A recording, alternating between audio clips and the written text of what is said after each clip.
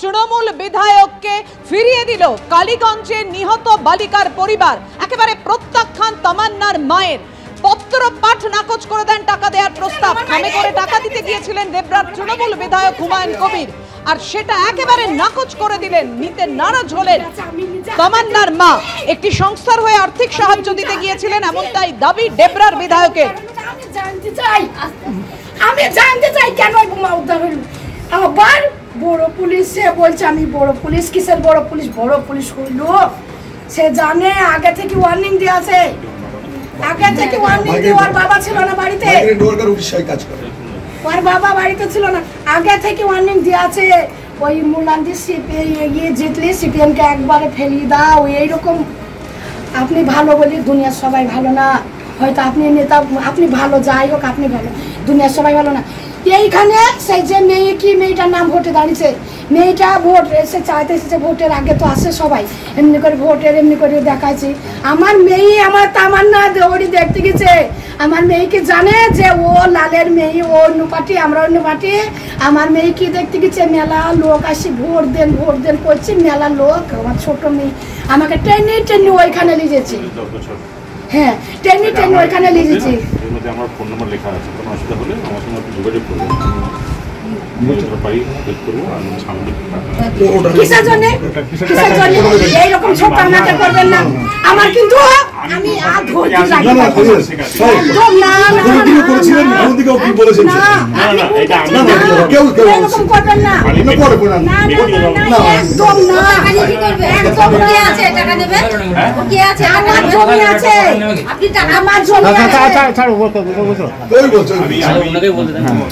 আমার জমি আছে, আমার বাড়ি আছে, আমার কেউ দেওয়ার নাই। আমি একটা অরাজনৈতিক সংগঠনও করি, আমার যাই পরিচয় থাক, আমি ওগুলো পরিচয় আসিনি। আমি একটা রাজনৈতিক সংগঠন, অরাজনৈতিক সংগঠন করি।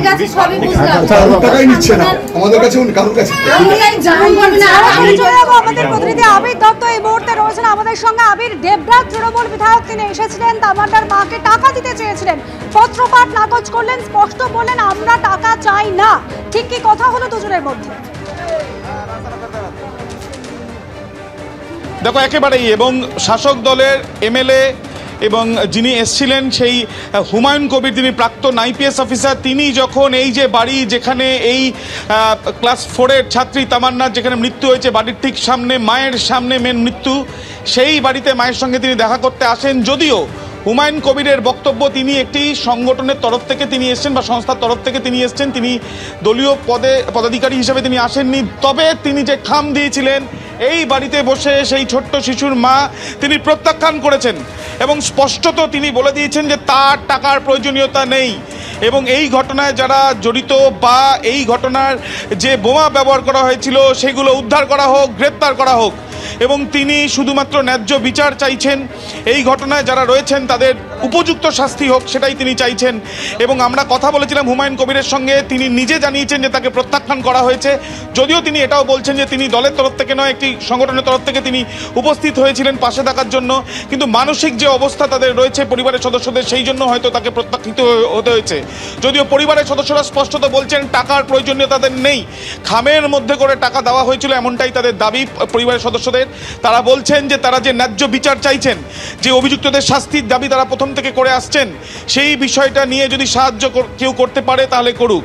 এই পরিপ্রেক্ষিতে আমরা প্রশ্ন করেছিলাম হুমায়ুন কবিরকে, যে অভিযোগ উঠছে একাধিক, যে যাদের বিরুদ্ধে অভিযোগ তারা তৃণমূল কংগ্রেস করে, সেই বিষয় নিয়ে তিনি বলেছেন পুরো বিষয়টা পুলিশ দেখবে এবং তাৎপর্যপূর্ণ বিষয় হিসাবে তিনি জানাচ্ছেন যে আগ্নেয়াস্ত্র বা বোমা সেগুলো সম্পূর্ণভাবে ব্যবহার নির্মূল করতে হবে এমনটাও তিনি বলছেন। কিন্তু আজকে খাম নিয়ে তিনি যখন আসেন তখন ঠিক এই ঘরেই ইতিমধ্যে আমরা দেখছি যে নওশাদ সিদ্দিকী তিনি এসছেন, পরিবারের সদস্যদের সঙ্গে কথা বলছেন।